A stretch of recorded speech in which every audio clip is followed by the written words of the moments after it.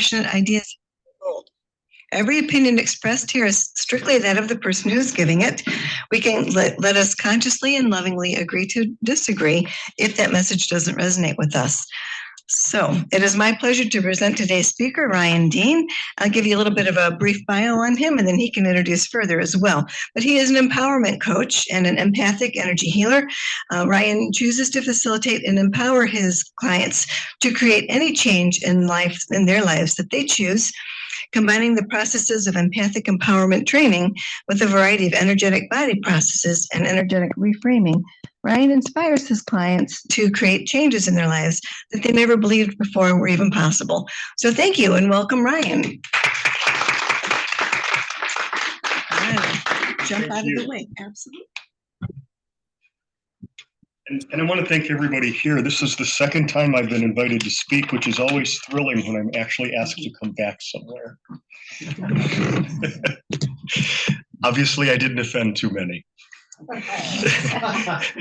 Last time I spoke, we were talking about the shift between our current paradigm and then all of the different terms people have been using to talk about the beginning of a new paradigm. And I ended by describing this period we're in as the unraveling, the unwinding of the energetic web that we have built over thousands of years that made it easy and possible for most people to manifest a reality that fit neatly within that paradigm, that grouping of energetic beliefs. We're not going to go any further into that because I want to talk about what comes after that shift and what we can do in that regard now. Now, I woke up at 6 o'clock in the morning with a string of quotes running through my head, which I had to go look up so I could write them down in case they had relevance here today. And then I found your pamphlet explaining spiritualism, and I understood why these quotes were in my head at 6 o'clock this morning and waking me up. And the main thing that I wanted to bring forth is that life is a single occurrence, an event in the cosmos that is happening right now. All of it is happening everywhere. There is no time but now. There is no place but here. And that level of continuity of life, of the existence, is perfectly described in your description of spiritualism. The uninterrupted flow, the idea of past, present, and future is a trick played by the organic part of our body that expresses our infinite being, the mind, so that we can have an experience of not being all things at all times. Because to me, that's God, that's divinity, all possibilities before there's any limitation of manifestation. That's also called chaos by some people. And they confuse then the word chaos with disruption. And chaos is, to me, divine possibility, unlimited possibility, limited only by our choices in which we wish to perceive, consciously or unconsciously. And that then manifests from that all possibility, the experience we're having, which is always going to be less than all possibility. We just made it into something. And we have this concept of a linear life. Starting from the baby, growing old, everything appears to flow from a point of singular beginning for each of us to a place of singular ending. We've picked the perfect vessels. We designed them to have a limited range of perception, right? We don't see ultraviolet, we don't see infrared, we don't hear ultrasonic. We have a limited scope of perceptions. Now, some groups want to tell you that those limitations are because we're flawed. And that if in some way we can overcome our flaws, we'll be closer to our divinity. And yet we chose to be here in these limited vessels purposefully. So the idea of judging everything about that so that I can go back to where I willingly left just doesn't make any sense in my mind. But I want to talk about the future. So how do you balance those dichotomies? Future, present, past, all illusion, right? Based on that understanding of who we truly be. Yet we chose to be here and have this experience. So it is divinely guided. Every single human being that has ever had a body is on a divine mission. We just don't understand it from each of our unique individual perspectives. And that's how we intended it to be. Through all of human history, we've gone through eras of change. The last time a shift this big happened, it was followed by a period we called the Renaissance. The period between what came before and the Renaissance, we termed the Dark Ages.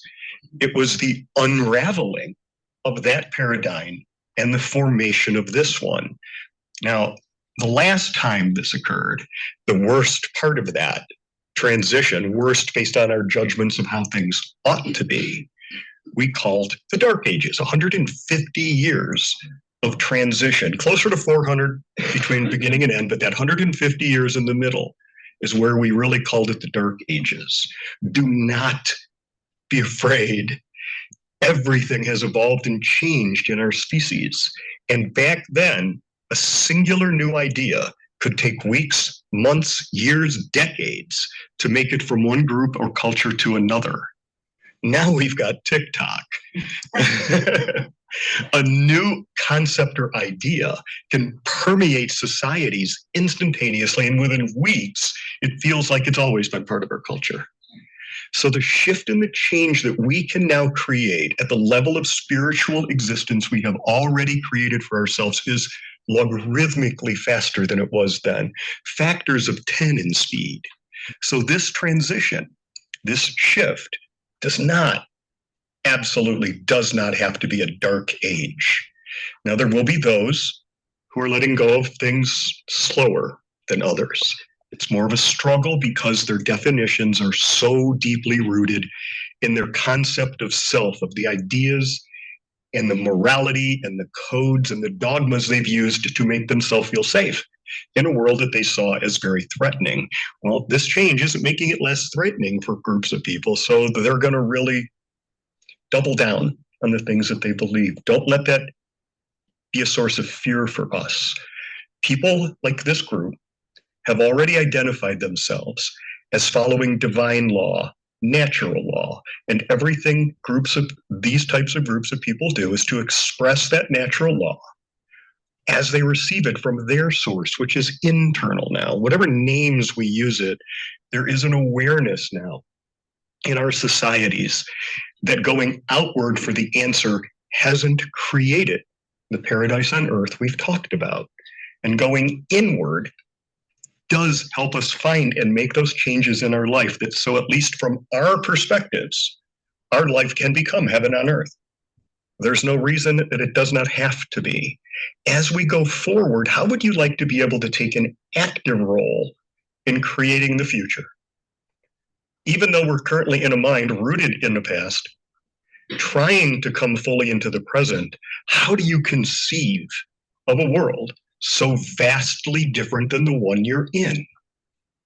Don't try to come up with a solution about what the future is going to look like. You can only choose, even with the best of intentions, from a limited set of perceptions. In your same explanation of spirituality, you make the statement, and in the statement of principles we just read, that your entire life is created by your perceptions. Well, there's a circle of creation that we enter into, and it starts with our beliefs about everything, consciously or unconsciously, and those beliefs control our perceptions of everything, every event that we meet. And those perceptions control the experience we have. And that experience either reinforces or contradicts our beliefs. Well, we're seeing what happens right now around the planet when long-held beliefs, a paradigm, is challenged not by others, but by our own perceptions. And for those who are unwilling at this time to allow that expansion, they experience what we call cognitive dissonance. A resistance so profound it's visceral, it affects you in the body, it makes you fight back, and it stops you from moving forward. And we're watching the unfolding of that right now around the planet. Yet there are people like us sitting in a room like this all over the planet today, not talking about how horrible the world is, but how beautiful it can be. We like to look back and think that the shift is going to be from an era of suffering to an era of glory. But I invite you all to look at the last 2,000 years. Prior to that, it was normal for 80% of the people on this planet to live in conditions that were considered impoverished. And that was true for the entirety of our recorded human history. And it wasn't until 100 years ago that we started making the changes globally that shifted that. Now, there's a lot of work left to do, but we've gone from an average of 80% of people living in impoverished conditions to 40%. Now, that still leaves 4 billion people that could have better in their lives. But wow, how much better is it than it was even 100 years ago, let alone 2000? Every improvement that we have enjoyed in human history has happened in the last 2,000 years, and most of them in the last 200. It really wasn't all that bad of a time. And going forward, well, spiritually, energetically, when we see increases, it's not like a human thing where we like to think of a nice, smooth, linear ramp up as controllable and acceptable. The changes happen logarithmically, and it's like this. And it multiplies by factors of 10, which is why we are at a place right now of being to create a future that cannot even be compared to our past. It's that different coming forward. So how could you conceive of that? So what I would like to suggest is that instead we continue this practice of going inward, because we are not just receivers of energies. We receive them, and based on how we choose to perceive and then act in regard to our perceptions, we amplify those energies and we put them back out into the world as long as we're alive. So I invite you to keep 2 energetic rules in mind going forward. All of your energy will flow where your attention goes. And because of that, what you resist persists. So if you wish to create a better world, you have already put yourself in judgment of the current and the past world, that it must be better. In order to be better, it had to have been worse. And when you're in that place of judgment, you will focus all of your energy on the things you do not wish to experience. There's a book was written in the late 80s by an author named Neil Donald Walsh. He wrote a book called Conversations with God in Uncommon Dialogue. The main point I took from that book was one sentence uttered by God as reflected by Neil. And Neil had asked, why do we have all of this suffering? Why is the world the way it is? Why can't you fix it, God? And God's response to Neil was, in the absence of that which you are not, that which you are is not. This entire universe is based on duality, on that which is not and that which is, and it is how we intended to define ourselves. But we are infinite beings.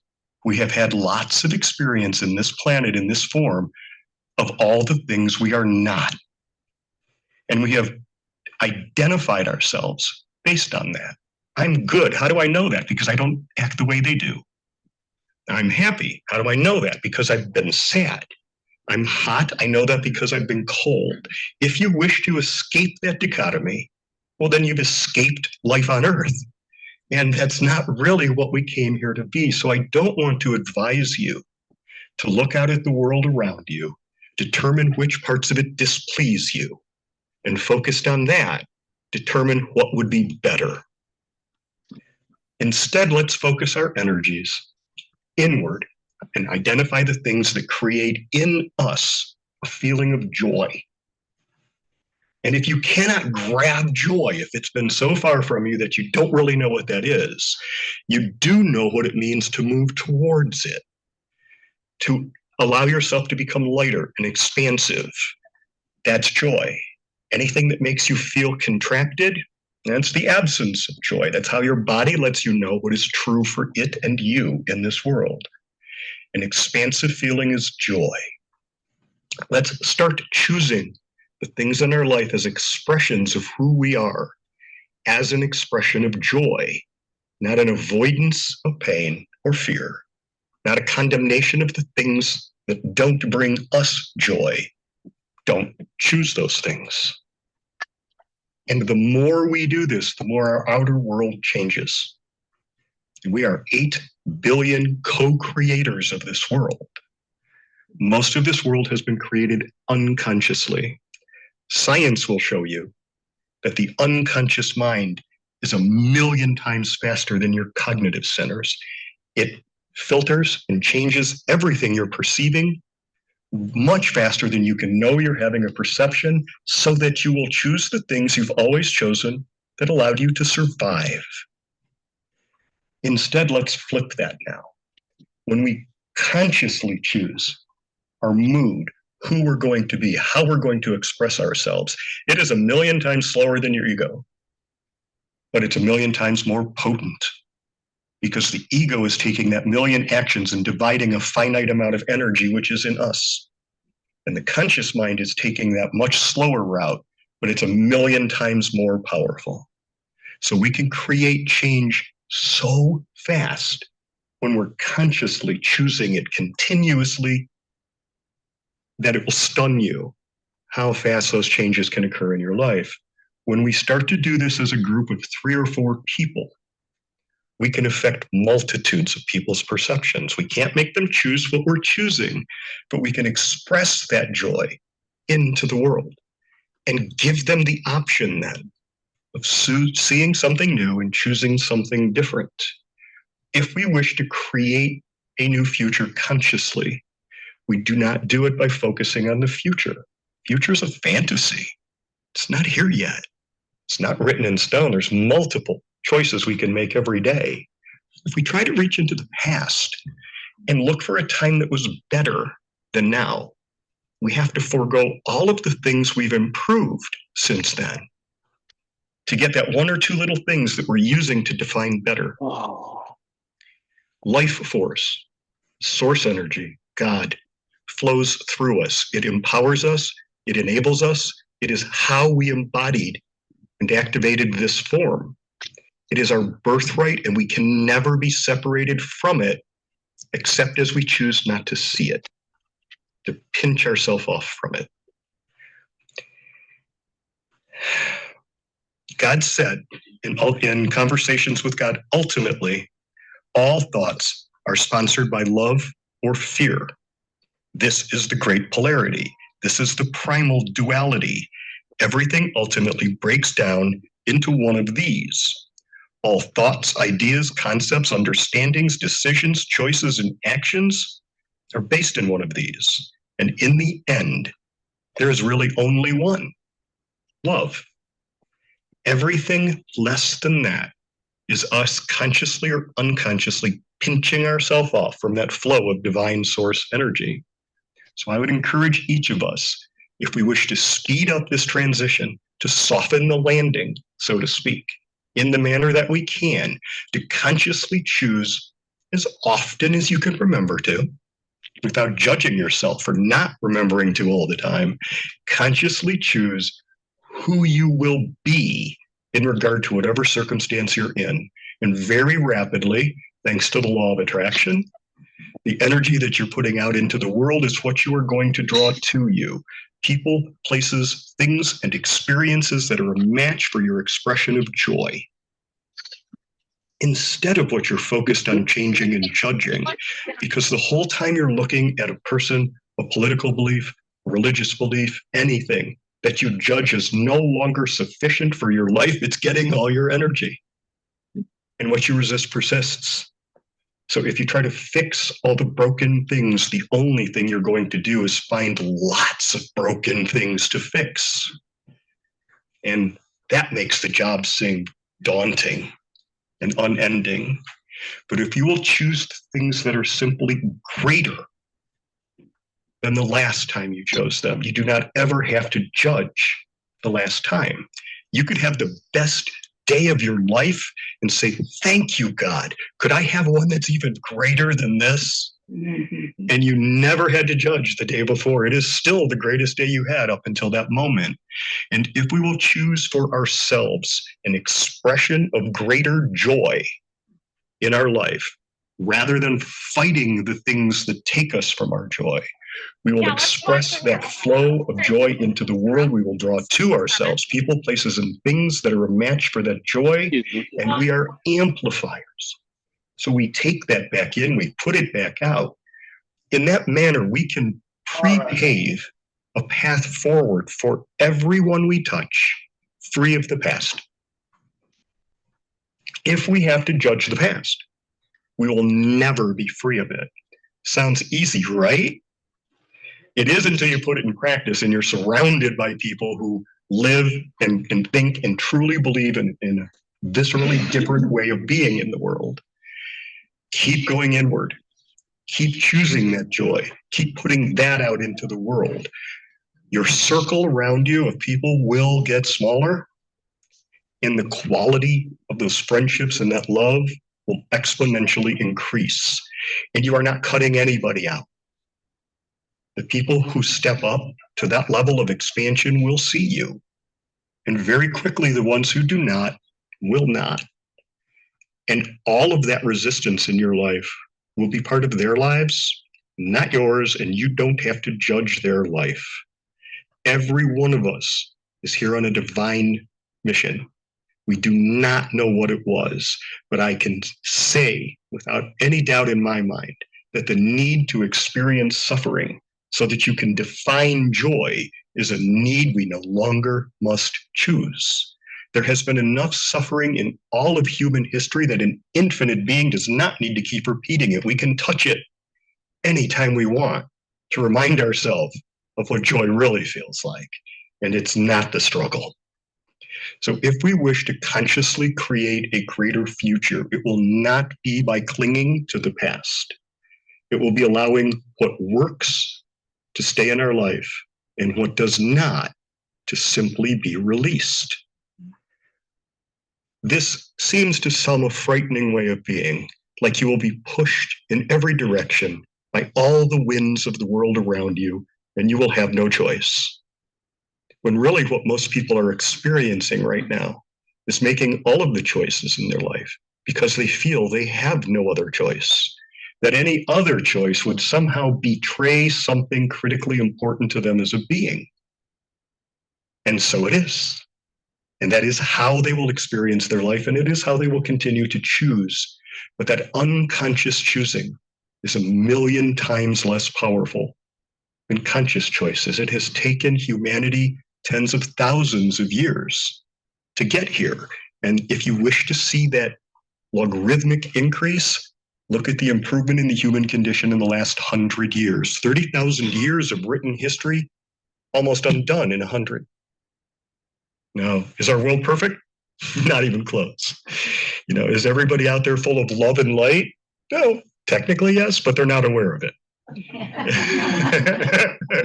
So they don't put it out there. And what they put out there, they get back, and they amplify that. Do you wish to change that? Going forward, use the awarenesses that in this group, this church, you have cultivated to know in a real sense, real time, that nobody has ever died. That you did not reach into the past to speak to them. You're speaking to them right now. The connection is really short range. And they come because you're thinking of them. Let that be your reality moving forward.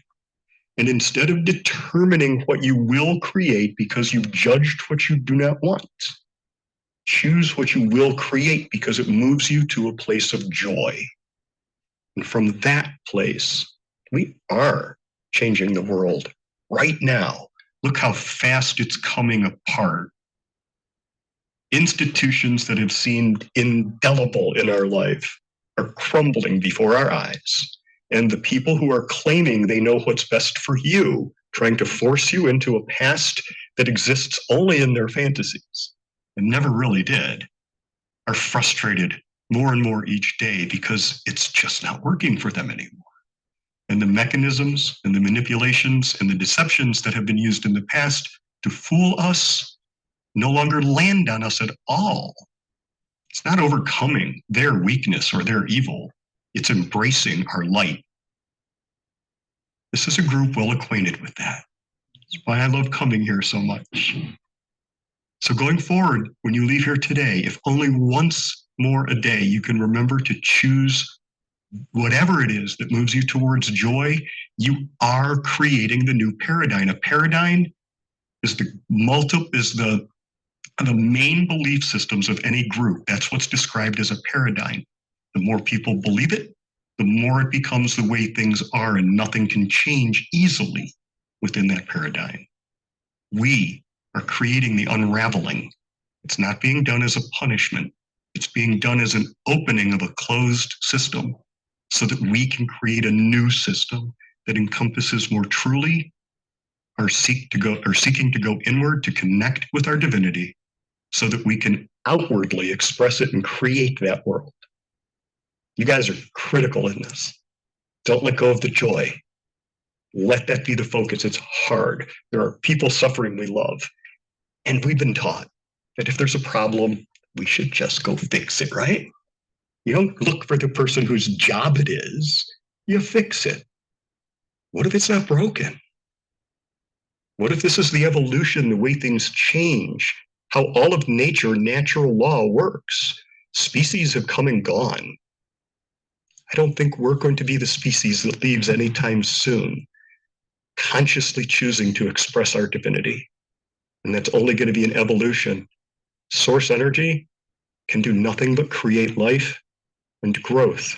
It creates everything is greater. If you want to know if something is alive, is it taking energy into itself? And in so doing, is it becoming more complex and greater? We do that physically through our entire lives. And when that stops, and we stop taking in that divine energy for whatever reason, a natural law called entropy starts to take effect. And all that energy is given up back to its source. And we return to our simplest, least complex form, nature. We're here to receive divine energy, to experience ourselves as one spark of an infinite divinity, an infinite combination, and an infinite diversity. The change never stops. If it does, that's called dying. We didn't come here to die. We came here to be an expression of divine light, of source, of light, of love, and that's expressed through growth. Evolution is growth. That's what we're experiencing. Go ahead, try and stop that. It'll roll right over you. Through you, I can know every aspect of me. The perfection of the snowflake, the awesome beauty of the rose, the courage of lions, the majesty of eagles, all resides in you. In you, I have placed all of these things. And one more thing, the consciousness, to be aware of it. Embrace that consciousness, and we will create a future free of our past. I have no clue what that'll look like, but I do know what the past looks like. And instead of fighting it, I'm going to let it be. It's a memory, and it does not deserve an erg of my energy.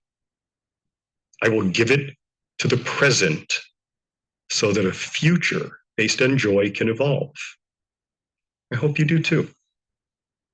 Thank you for letting me be here. Wow. Thank you ever so much. That was Thank loaded. you. Wow. We gotta stay up here because does anybody have any questions? Like, that was a lot to digest. How are folks doing? Any questions, any thoughts or comments?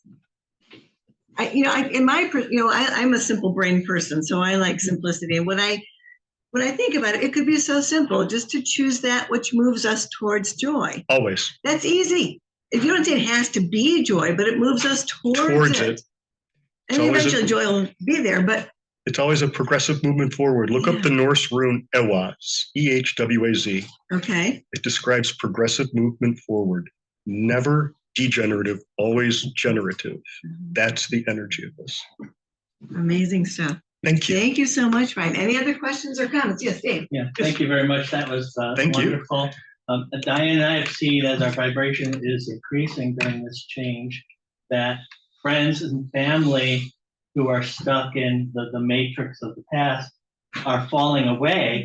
And that causes us sometimes distress, but our awareness has come in to be other people of higher vibration, like here, us returning to Church of the Angels just a couple months ago, start to come back in our lives, and new people show up to replace at a higher vibrational level where we've been. But you still have to love your family and love your friends, but they may not be part of your future, and that's part of the acceptance that's required. And I would use the term allowance. Be in the place of allowance. That's your lotus, without the root, the non-attachment. And when you can move to that place of allowance, you can allow them to be who they are, and all judgment stops. And I know the term acceptance by many people is used the same way, but there's a subtle difference to my mind. Right, there's a judgment in acceptance. Yeah, in acceptance, you have to have something you wish you could change, but you can't. And our nature is expansive, infinite expansion. And acceptance eventually, if it doesn't convert and change to allowance, will create resentment in an infinite being. Because that's a limitation then, and there really are none for us. Thank you. Thank you, Ryan. Any other questions? I know that's, yes, Mary. My experience is understand this through getting out of the analytical mind and getting into the which is the feminine, which is and that has opened up that connection so that I'm there most of the time and looking up to. But when I get analytical, I get an answer that's not where I'm supposed to go. And when I get intuitive, I get an answer what I'm supposed to do, everything works out, and that's simple for me. But it says the same thing you said, but it's like my experience of what I. Yeah, and nature. Nature is the place to find that. You're not going to get a much more feminine energy than nature, because nature never judges you. Unless it's squirrels, they will judge us. But the trees don't. And truly, when you allow yourself to become connected to that intuition, you get opportunities. And when you use intellect, you get answers. Answers are endings. They're closed ending. They're contractive. Opportunities, expansive. That's the joy and the lack of that. Perfectly described. Thank you. Yes. Yeah. So it's amazing how doesn't seem like you're bringing any kind of religious background with you. It's mostly like Zero. Yeah, but I come from like a native background traditions, and that's pretty much what I follow. And the exact same thing is it's the same goal. And I dabbled in a little bit of Buddhism, and it's the same thing.